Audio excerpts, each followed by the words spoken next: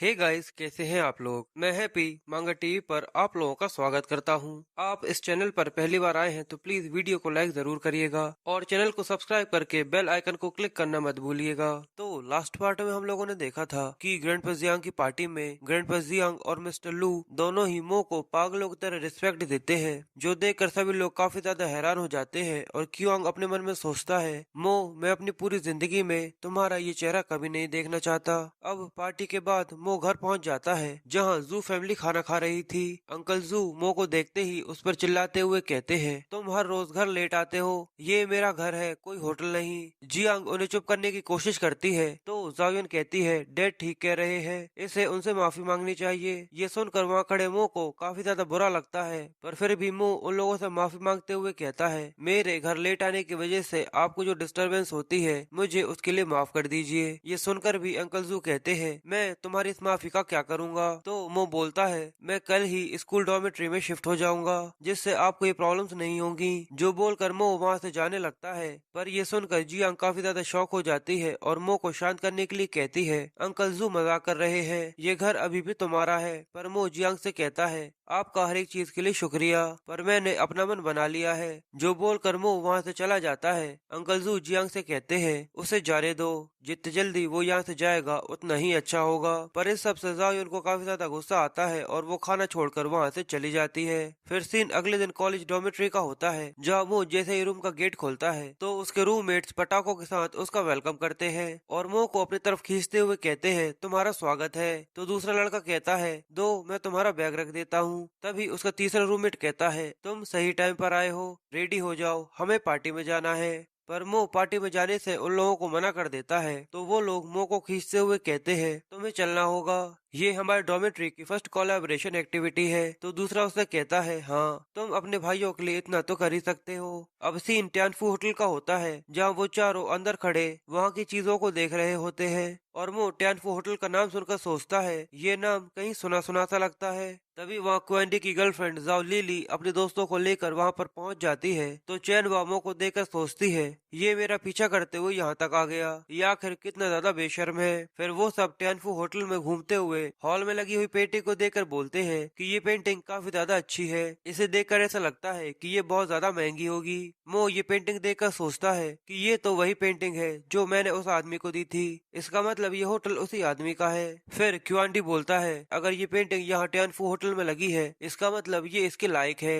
फिर लिली कहती है, अगर इस पेंटिंग की ऑक्शन की जाए तो ये कम से कम 10 मिलियन की होगी। फिर एक मो से उसकी राय पूछता है कि इस पेंटिंग को देखकर तुम्हें क्या लगता है। तो मो उन लोगों को बताते हुए कहता है, ये पेंटिंग मैंने ही बनाई है, इसलिए मैं इस पे कोई भी कमेंट नहीं कर सकता। पर ये सुनते ही सभी लोग मो पर जोर जोर से हंसने लगते हैं और मो से कहते हैं, हमें नहीं पता था कि तुम इतने ज्यादा फनी होगे, अगर ये पेंटिंग तुमने बनाई है तो फिर मैं इस होटल का मालिक हूँ। चैनबा ये देखकर सोचती है, ये पेंटिंग कम से कम 30 से 50 साल पुरानी होगी, तो ये लड़का आखिर इसे कैसे बना सकता है। इससे ऐसे लड़कियों के सामने बड़ी बड़ी बातें नहीं फेंकनी चाहिए। लिली भी कहती है, चलो रूम में चले, मुझे और पागल नहीं बनना। फिर वो लोग अपने रूम में आ जाते हैं जहाँ पर वो कैरियोके के साथ डांस करते हैं। लिली क्वांडी से कहती है, ऐसा नहीं है कि मुझे तुम्हारे दोस्त बुरे लगते हैं, पर क्या तुम्हें ऐसे घटिया लोग ही मिलते हैं दोस्त बनाने के लिए। क्वांडी उससे पूछता है, आखिर तुम्हारा मतलब क्या है। लिली क्वांडी से बहस करते हुए कहती है, इनके कपड़े देखो, ये कितने ज्यादा पुराने हैं, इन्हें देखकर कोई भी समझ सकता है कि ये लोग कितने बड़े भिखारी हो सकते हैं। वो लोग इसके बारे में बहस कर ही रहे होते हैं,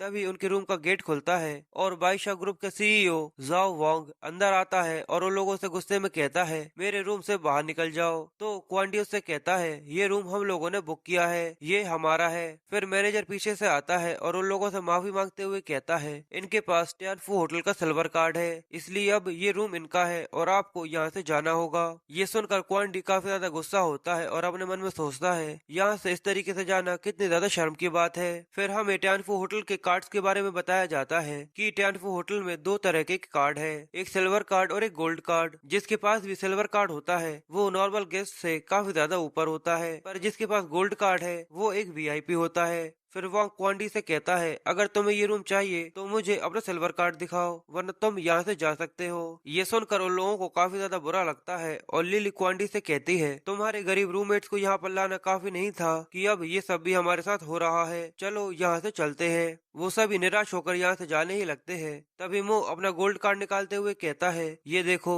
मेरे पास टैंट होटल का गोल्ड कार्ड है, जो देखकर सभी लोग काफी ज्यादा शॉक हो जाते हैं। और लिली ये देखकर शॉकिंगली सोचती है, सच में इसके पास यहाँ का गोल्ड कार्ड है। मैनेजर भी ये देखकर शॉक हो जाता है और सोचता है, पूरी लॉन्गसिंग सिटी में जिन लोगों के पास ये गोल्ड कार्ड है उन्हें हाथों में गिना जा सकता है, आखिर इस गरीब से लड़के के पास ये गोल्ड कार्ड क्या कर रहा है। तभी लिली मुंह से उन लोगों के सामने कहती है, क्या तुम कंफर्म हो कि तुम्हारे ये गोल्ड कार्ड फेक नहीं है?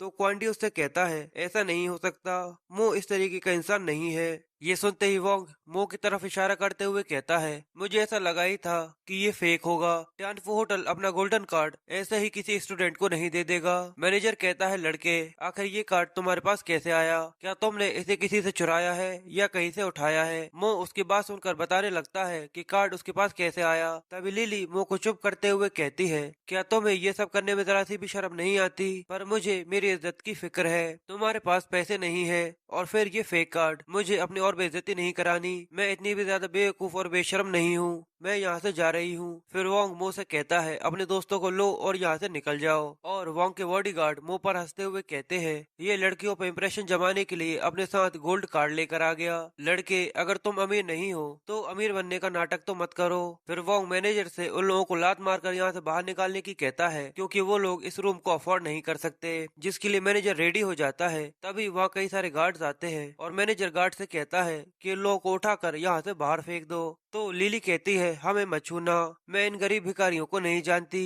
तो वो गार्ड्स मो और उसके साथियों को पकड़ते हुए कहते हैं, तुम्हें जो भी कहना है साफ साफ कहो। फिर वो मो के पास आते हैं। तभी बाहर से एक आवाज आती है और वो उन लोगों को रुकने का कहती है। ये वही आदमी था जो मो को पार्क में मिला था, इसका नाम सन जिंग है। मैनेजर जिंग से कहता है, बॉस आप यहाँ पर किस लिए आ गए? तभी जिंग मैनेजर को एक जोरदार थप्पड़ मारता है और उससे कहता है, मो हमारे होटल के बहुत ही ज्यादा खास गेस्ट हैं और तुम उन लोगों के साथ इस तरीके से व्यवहार कर रहे हो। फिर जिन वोंग को धक्का देते हुए मो से हाथ मिलाता है और कहता है, आप आने से पहले मुझे बता देते तो मैं आपका वेलकम करने के लिए गेट पर ही आ जाता। मो उससे कहता है, मैं बस यहाँ पर अपने दोस्तों के साथ खाना खाने के लिए आया था। वोंग ये देखकर सोचता है, जिंग ने उस लड़के के साथ हाथ मिलाया, मैं भी जिंग से पहली बार मिल रहा हूँ पर इसने मुझ पर जरा सा भी ध्यान नहीं दिया, आखिर ये गरीब लड़का यहाँ का वीआईपी कैसे हो सकता है? और चैन वाई ये देखकर सोचती है कि आखिर ये लड़का कौन है, सन जिंग भी इससे इतने अच्छे तरीके से बात कर रहा है। और लिली अपने मन में सोचती है, ये मैंने क्या कर दिया, थोड़ी देर पहले मैंने इसे गरीब भिखारी बोला था। फिर सन जिंग मुंह से कहता है, मुझे जो आपने पिक्चर दी थी वो मैंने हॉल में लगाई है। तो वो उससे कहता है, हाँ वो मैंने देख ली थी। ये सुनते ही सभी लोग फिर से बहुत ज्यादा हैरान हो जाते हैं और लिली अपने मन में सोचती है, इसका मतलब वो पेंटिंग सच में इसी लड़के ने बनाई थी। और वहीं चैन वो अपने मन में सोचती है, मुझे नहीं पता था कि ये लड़का इतना ज्यादा अमेजिंग हो सकता है और फिर भी मैं इसको इस तरीके से ट्रीट करती हूँ, मुझे इसके साथ ऐसा नहीं करना चाहिए था। और मैनेजर वोंग से कहता है, क्या आप दूसरा रूम लेना चाहेंगे? पर वोंग उस पर चिल्लाते हुए कहता है, दफा हो जाओ। तो वो लाल बालों वाला लड़का वोंग से कहता है, जल्दी करो अंकल, यहाँ से निकल जाओ और बाहर जाकर अब ज्यादा खुश मत होना। ये सुनकर वोंग अपने मन में सोचता है, क्विन मो मुझे सब कुछ याद रहता है और मैं एक दिन इस सब का बदला तुमसे जरूर लूंगा। और इसी के साथ ये पार्ट यहीं पर खत्म हो जाता है। हे गाइस, कैसे हैं आप लोग? मैं हैप्पी मांगा टीवी पर आपका स्वागत करता हूँ। गाइस, अगर आप लोग चैनल पर पहली बार आए हैं तो वीडियो शुरू करने से पहले वीडियो को लाइक करके चैनल को सब्सक्राइब कर लीजिएगा और साथ ही बेल आइकन पर क्लिक करके आपको वीडियो कैसी लगी मुझे कमेंट सेक्शन में जरूर बताइएगा। तो लास्ट पार्ट में हम लोगों ने देखा था कि टियानफू होटल में मो की रेपुटेशन देखकर सभी लोग बहुत ज्यादा हैरान हो जाते हैं और वाइशा ग्रुप का सीईओ वोंग अपने मन में कहता है, मैं इस बेइज्जती का बदला तुमसे लेकर रहूंगा।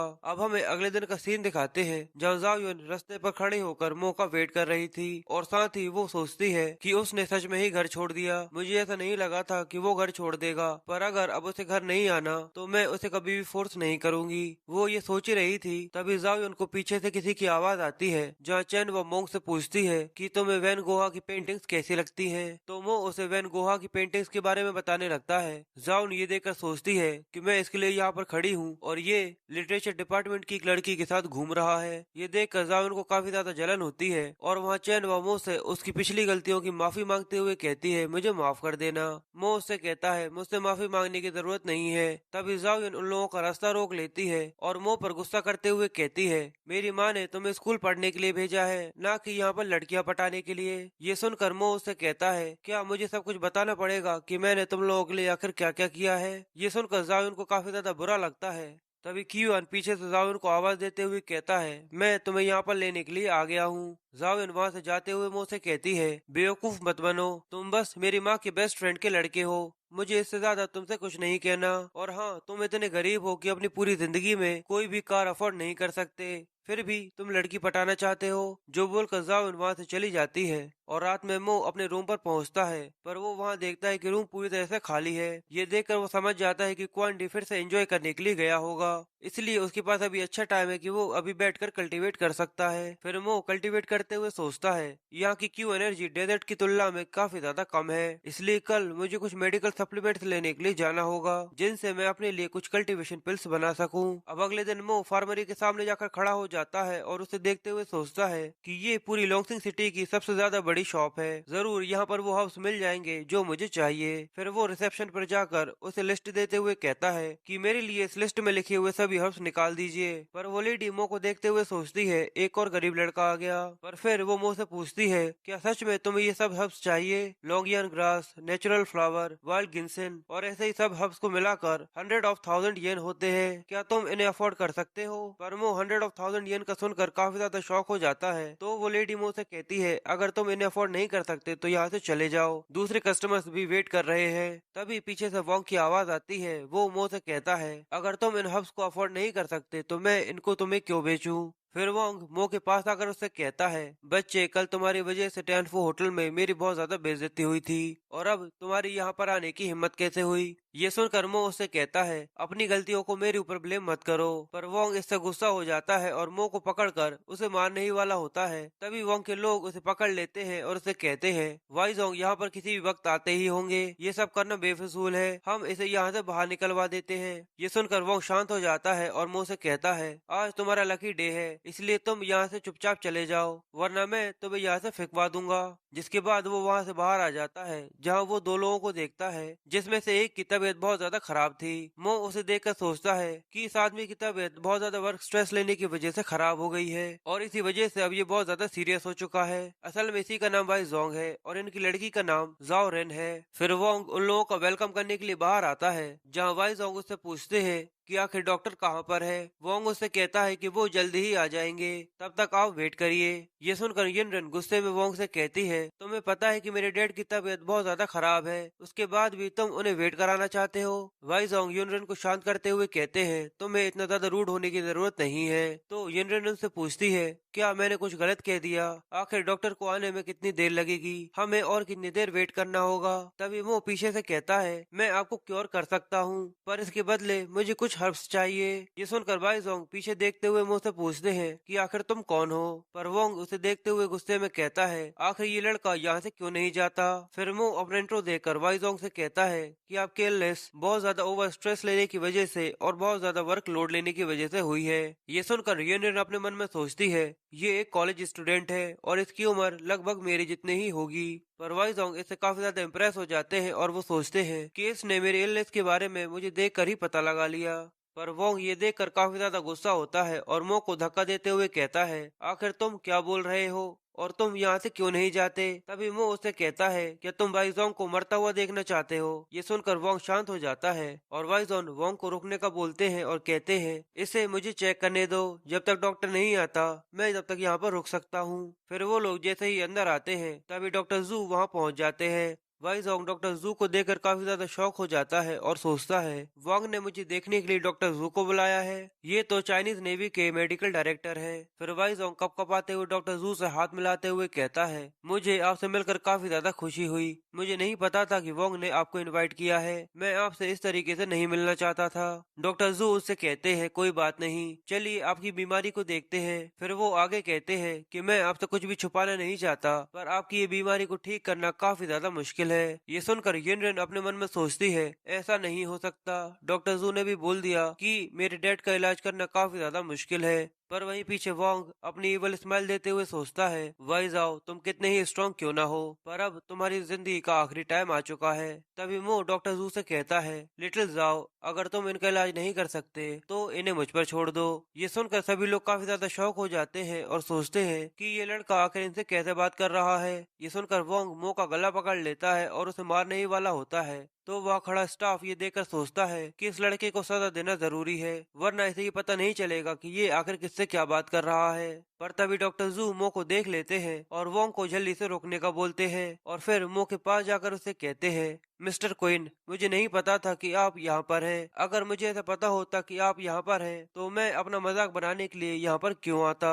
वोंग ये देखकर काफी ज्यादा कंफ्यूज हो जाता है और सोचता है कि आखिर यहाँ पर क्या हो रहा है। और वाइजोंग भी सोचता है कि डॉक्टर जू पूरी हुहा सिटी में सबसे ज्यादा स्किल्ड डॉक्टर है और वो इस लड़के को आखिर इतनी ज्यादा इज्जत क्यों दे रहे हैं। फिर डॉक्टर जाओ वोंग को धक्का देते हुए कहते हैं, क्या तुम मो को नहीं छोड़ोगे। पर वो साथ ही अपने मन में सोचते हैं, वोंग बहुत बड़ा पागल है, अगर मैं इसे अलग नहीं करता तो ये अपने आप को मरवा ही देता। फिर वो मो से माफी मांगते हुए कहते हैं, उसे आपके बारे में नहीं पता, इसे माफ कर दीजिएगा। पर मो उनसे कहता है, इस बार मैं इसे माफ करता हूँ, पर अगली बार मैं इसे मार डालूंगा।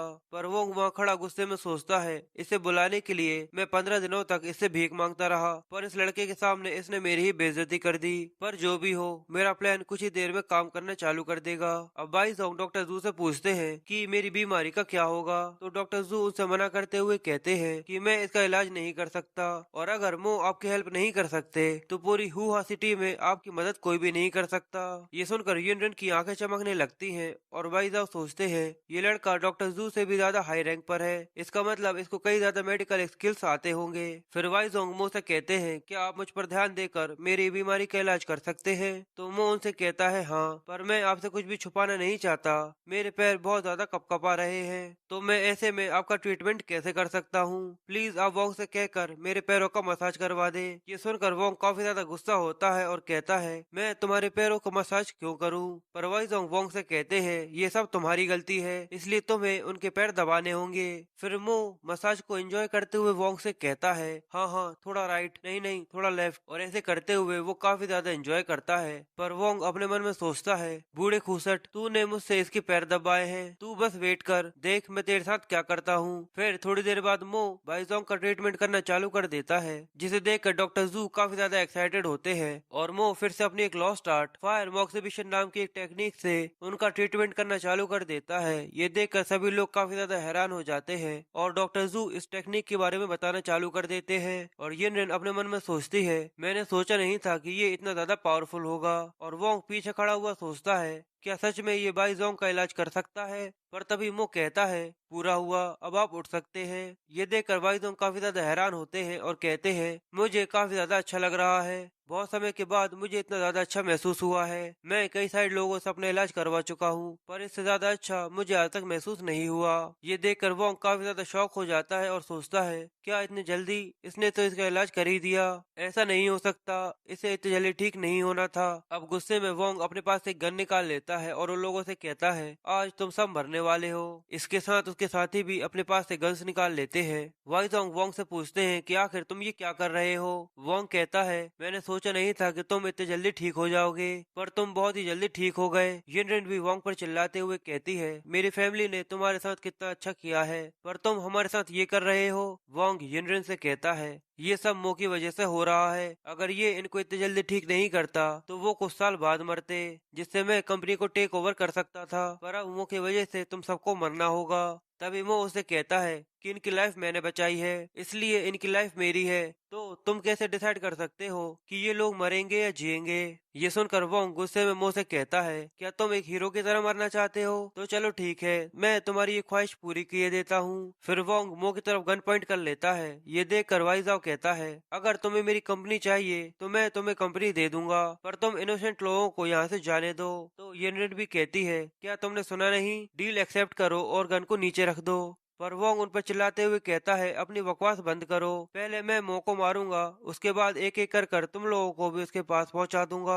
तो मो उससे कहता है, कोशिश करके देख लो, क्या तुम मुझे मार सकते हो या नहीं। ये सुनते ही वोंग गुस्से में मो पर गोली चला देता है, पर तभी मो उससे बचते हुए अपनी 9 सिल्वर नीडल्स को निकाल लेता है, जिससे वो बुलेट को डिफ्लेक्ट करके वोंग को पीछे की दीवार से जाकर चिपका देता है। वोंग ये देखकर काफी ज्यादा हैरान हो जाता है और अपने साथियों से कहता है, तुम लोग ये क्या देख रहे हो, जल्दी से इन लोगों को मार डालो। पर तभी मो उसके काफी ज्यादा पास आ जाता है और एक नीडल निकालकर वोंग के दिमाग में लगा देता है। इस वजह से वोंग दर्द में काफी जोर जोर से चिल्लाने लगता है। और तभी मो उससे कहता है, मैंने कहा था कि अगली बार अगर तुम कुछ ऐसा करोगे तो मैं तुम्हें मार डालूंगा। अब तुम बहुत समय तक किसी को भी कुछ नहीं कर पाओगे। वोंग के साथी भी ये देखकर काफी ज्यादा हैरान हो जाते हैं, क्योंकि वोंग अब कोमा में जा चुका था और इसी की वजह से वो लोग भी हार मान लेते हैं और थोड़ी देर में पुलिस उन लोगों को लेकर वहां से चली जाती है, जिसके साथ ये पार्ट यहीं पर खत्म हो जाता है।